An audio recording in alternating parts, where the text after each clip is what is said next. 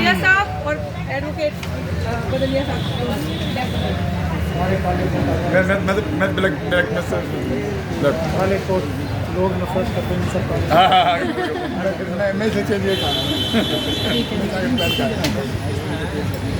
सभी साथियों को जय भीम, जय भीम, जय संविधान, जय संविधान, जय भारत। जय भारत। बाबा साहब को सच्ची श्रद्धांजलि वो होगी कि हम उनके दिखाए हुए रास्ते पर चलकर अपने देश को असली वाला, नकली वाला नहीं, असली वाला विश्व गुरु बनाए। लोग हमारे देश में इंसाफ, बराबरी, सबकी इज्जत, हर एक नागरिक की इज्जत देखकर हमारे देश को अपना नेता बनाए, हमारे देश को अपना आदर्श बनाए। ये है बाबा साहब को सच्ची रिस्पेक्ट। और जो लोग बाबा साहब डॉक्टर भीमराव अंबेडकर के संविधान को नजरअंदाज करके उस संविधान की शपथ लेके बड़े बड़े पदों पे बैठते हैं और बाबा साहब के संविधान से धोखा करते हैं, उन लोगों को हम लोग कानूनी तरीके से, संवैधानिक तरीके से, पीसफुल प्रोटेस्ट के माध्यम से बाबा साहब डॉक्टर भीमराव अंबेडकर के संविधान जिसकी शपथ लेके वो अपने अपने ओहदों और पदों पे बैठते हैं, उनको मजबूर करें कि बाबा साहब की शपथ, बाबा साहब के संविधान की शपथ को धोखा ना दें, उस पर ईमानदारी से अमल करें। ये हम सबका सबसे पहला कर्तव्य होना चाहिए। और उसके साथ साथ एक नागरिक की हैसियत से हमें संविधान को समझना भी चाहिए। अपने देश को मजबूत बनाने के लिए संविधान का कैसे प्रयोग हो सकता है, कैसे इस्तेमाल हो सकता है, और हर एक मजलूम, चाहे वो किसी भी धर्म, समाज, जाति से आता हो, जेंडर किसी से भी आता हो, उसको सबसे कमजोर व्यक्ति को भी न्याय, इज्जत, इंसाफ दिलाने के लिए दिन रात इस संविधान का प्रयोग कर सके। यही बाबा साहब डॉक्टर भीमराव अंबेडकर को सच्ची श्रद्धांजलि होगी। बाबा साहब डॉक्टर भीमराव अंबेडकर ने इस दिन के लिए पूरी दुनिया से सबसे लड़ाई नहीं की थी। वो भी ऐशो आराम की जिंदगी गुजार सकते थे अपने खुद के लोगों से। मैं जाता हूँ वहाँ मंदिर में, मंदिर मार्ग की तरफ, तो मुझे याद आता है वो पल। हम लोगों ने तो नहीं देखा, लेकिन इमेजिन कर सकते हैं कि खुद अपने लोगों ने, जिनके लिए बाबा साहब अपनी जान हथेली पे लेकर लड़ाई कर रहे थे, उन लोगों ने उन्हें ईंट, टमाटर और पत्थर मारे। लेकिन उन्होंने तब भी क्या कहा कि तुम लोग नादान हो, मैं तुम्हारे लिए लड़ाई कर रहा हूँ, तुम अपने अधिकार नहीं समझते, मैं तुम्हारे लिए अब भी लड़ाई करूंगा। ऐसे बाबा साहब के संविधान के ऊपर अमल ना करवाए पाए हम, तो ये सच्ची श्रद्धांजलि नहीं होगी। फिर हम भी ढकोसला कर रहे हैं। इस जो डॉक्टर ऋतु मिशन सेव कॉन्स्टिट्यूशन की लड़ाई लड़ रही हैं, मिशन सेव कॉन्स्टिट्यूशन एक संस्था का नाम नहीं है, उसके कॉन्सेप्ट की बात सोचिए आप।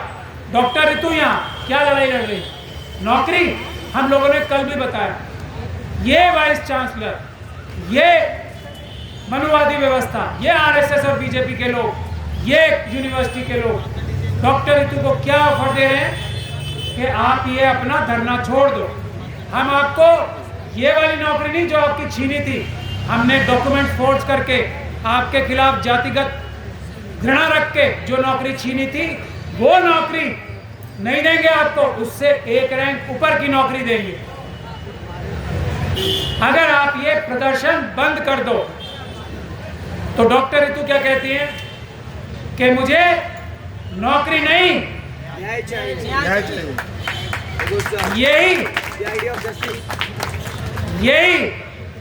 यही बाबा साहब डॉक्टर भीमराव अंबेडकर के रास्ते पर चलना है। एक दिन का प्रदर्शन करके, एक दिन के नारे लगा के, 2 दिन का सेमिनार करके अपनी बात खत्म करना, मैं ये मानता हूं कि बाबा साहब को धोखे जैसा देना बराबर है। कोई इशू है, आज आप सब लोग ये मानते हैं कि इस यूनिवर्सिटी में नहीं, देश की सारी यूनिवर्सिटीज में बैकलॉग इशू है या नहीं है? बताओ आप लोग। एनएफएस जैसा गंदा घिनौना काम खत्म होना चाहिए या नहीं होना चाहिए? होना चाहिए। ये जो पैसे लेके भाई भतीजावाद से आरएसएस अपने लोग अपॉइंट कर रहे हैं, हमारे लक्ष्मण यादव जी जैसे प्रोफेसर्स को हटा के इन लोगों को इनकी सही जगह जो भी जिम्मेदार हैं जेलों में, तिहाड़ जेल में, मंडोली जेल में नहीं पहुंचाना चाहिए। और अगर ये तीनों बातें सही हैं तो चौथी बात जो बैकलॉग की करीब मेरे ख्याल से जो मैंने कैलकुलेट किया है 25 से 30 हजार नौकरियां हैं। ये जो बैकलॉग के नौकरियों के ऊपर आज प्रोफेसर्स और बड़े बड़े अध्यापक बैठे हुए हैं, वो चोरी करके, बैकलॉग की चोरी करके, बैकलॉग की जो पद है उनको हत्या कर एनएफएस जैसे गंदे घिनौने और झूठे काम करके जो लोग बैठे हैं उनको कान पकड़ के हटा के अपने 25,000 लोगों को अपॉइंट कराना चाहिए या नहीं कराना चाहिए? और ये सब बातें कितनी जरूरी है ये भी बता दीजिए। 100 में से या 10 में से कितने नंबर मिलते हैं कि कितनी जरूरी है चीज?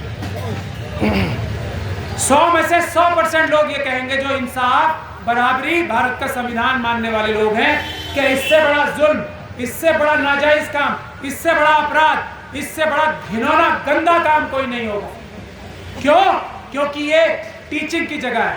यही पढ़ाएंगे ये टीचर्स जो एनएफएस के झूठ के माध्यम से अपने अपने पदों पर बैठे हैं आज।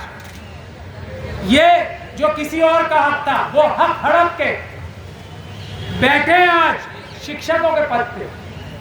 वो किसी को सच्चाई से, ईमानदारी और सच्चाई का कोई भी पाठ पढ़ाने में सक्षम है? पढ़ाएंगे या नहीं पढ़ाएंगे तो दूर की बात। क्या पढ़ाने के लायक हैं? खुद चोरी करके बैठे हैं, खुद उस पद पे चोरी करके बैठे हैं, तो बाकी स्टूडेंट्स को शिक्षा भी वो ऐसी ही कॉम्प्रोमाइज शिक्षा, ऐसी ही गलत शिक्षा ही देंगे। और वही आज हो रहा है। शिक्षा का मतलब ये नहीं है कि कुछ किताबें रट ली, कुछ नंबर ले आए। ये शिक्षा का मतलब बिल्कुल नहीं है। शिक्षा का मतलब ये है, बाबा साहब डॉक्टर भीमराव अंबेडकर अपने समय के सबसे बड़े ज्ञानी, सबसे बड़े पढ़े लिखे व्यक्ति थे, लेकिन उन्होंने इंसाफ और बराबरी की खातिर अपना सारा पद, अपनी सारी इज्जत, अब बाद में तो उनकी इज्जत बढ़ रही है, उस समय तो अपने लोगों ने भी उनको तिरस्कृत किया था ना, तो अपना सारा पद, अपनी सारी इज्जत छोड़कर इंसाफ और बराबरी के लिए काम किया। ऐसी शिक्षा को ये टीचर्स दे सकते हैं? ये होती है असली शिक्षा। तो इसीलिए मेरा ये कहना है कि जो इसको 100 में से 100 नंबर देते हैं कि ये बातें 100% ठीक है, वो लोग यहाँ पर क्यों नहीं आते? वो लोग यहाँ पर इस सच्चाई, ईमानदारी, इंसाफ और इज्जत के झंडे को, नीले झंडे को बुलंद करने क्यों नहीं आते? उनको खाना कैसे हजम हो रहा है? उनको रात को नींद कैसे आती है? मैं आज 101वें दिन ये कहने के लिए मजबूर हो गया हूं, अब से पहले मैंने ये बात नहीं कही। मैं ये पूछता हूं उन सभी लोगों से जो इन 4 मुद्दों को सबसे जरूरी मुद्दा मानते हैं, 100 में से 100 नंबर देते हैं, क्योंकि यूनिवर्सिटीज ठीक होंगी तो देश ठीक होगा। जब बीज ठीक होंगे तो ही फसल ठीक होगी। तो यूनिवर्सिटीज को ठीक करने के लिए जो लोग इन सब चीजों को सही मानते हुए भी यहाँ पर मौजूद नहीं है आज, तो उनको नींद कैसे आती है, ये मैं सवाल उनसे पूछता हूँ। उनको खाना कैसे हजम होता है जब यहाँ ये भूखे प्यासे लोग बैठे हुए हैं मुट्ठी भर?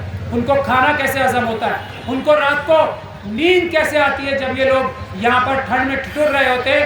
इतनी सर्दी में हम लोगों को नींद कैसे आती है? ये मैं सवाल आज पूछना चाहता हूँ। और मैं आह्वान करता हूँ, रिक्वेस्ट करता हूँ, गुजारिश करता हूँ कि छोड़ो अपने नरम बिस्तर को, छोड़ो अपने कंफर्ट्स को, जो आप अपनी अपनी नौकरियों के कंफर्ट्स में बैठे हो। ये सभी नौकरियां लक्ष्मण यादव साहब की तरह छीन ली जाएंगी। एक भी टीचर नहीं बचेगा जो SC ST OBC का होगा, मैं माइनॉरिटीज का होगा, मैं एक गारंटी के साथ कह सकता हूं।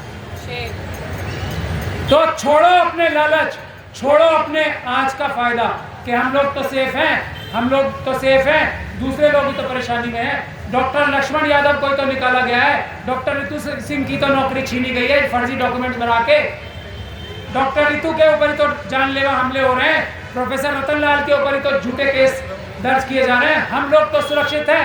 मैं उन लोगों को बताता हूं, आपका नंबर आने वाला है, वो प्रक्रिया चालू है।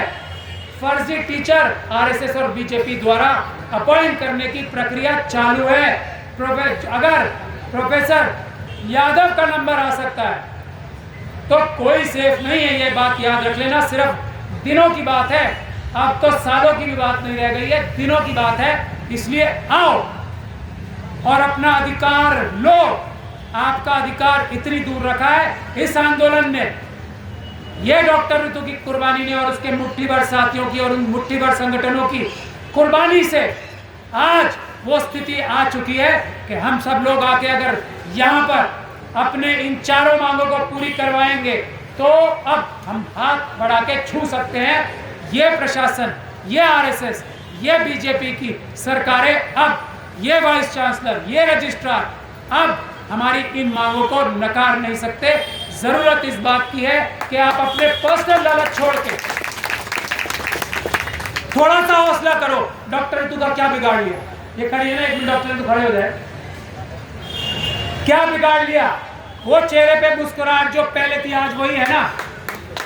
और मनुवादी मानसिकता के क्रिमिनल्स, रातों को नींद नहीं आ रही है, मेरे पास खबरें आ रही है, नींद की दवाइयां ले लेकर भी वाइस चांसलर साहब सो नहीं पा रहे हैं। डॉक्टर रितु को तो आराम से नींद आती है या मेहनत करने के बाद पहले से बढ़िया नींद आ रही है, मुझे ऐसा बताती है। वो डॉक्टर सविता राय रात को बताती है, सपने में मुझे ये नजर आता है कि तिहाड़ जेल कैसा होगा। क्या जो एक डॉक्टर रितु यहाँ ठंड में बैठी है, इससे ज्यादा ठंड होगी वहां? ये डॉक्टर सविता राय अपने साथियों से पूछती हैं। ये बात रजिस्ट्रार साहब खास तौर पे सुन ले। रजिस्ट्रार साहब पूछ रहे हैं, जेल में क्या खाना वाना तो टाइम पे मिलता है? कहीं दूसरे कैदी पिटाई तो नहीं करते? ये सब बातें रजिस्ट्रार साहब कंफर्म कर रहे हैं। मच्छर तो नहीं है? जितने मच्छर यहाँ हमारे साथियों को काटते हैं उससे कम मच्छर है या ज्यादा मच्छर है? ये सवाल पूछे जा रहे हैं। ये वाइस चांसलर साहब, ये प्रॉक्टर साहब, ये रजिस्ट्रार साहब, ये और जो ये हमारी प्रिंसिपल साहिबा हैं जो बहुत जल्दी हटने वाली हैं अपने पद से, ये पूछती हैं उतने मच्छर तो नहीं है जितने यहाँ पर। तो मेरा आपसे ये कहना है, इनके सपनों को साकार करने के लिए, तिहाड़ जेल को आबाद करने के लिए आप सभी अम्बेडकरवादी यहाँ आओ। चाहे आप किसी भी धर्म, समाज, जाति, जेंडर से हो, आओ और अपने अधिकार प्राप्त करो और इस व्यवस्था को जो कि गलत है, झूठी है, पक्षपाती है, बेईमान है, बदल दो और अच्छे टीचर्स के जरिए अच्छे स्टूडेंट्स पैदा करो। इस देश को दुनिया का सबसे ताकतवर देश बनने से कोई नहीं रोक सकता। जय भीम, जय भारत, जय संविधान।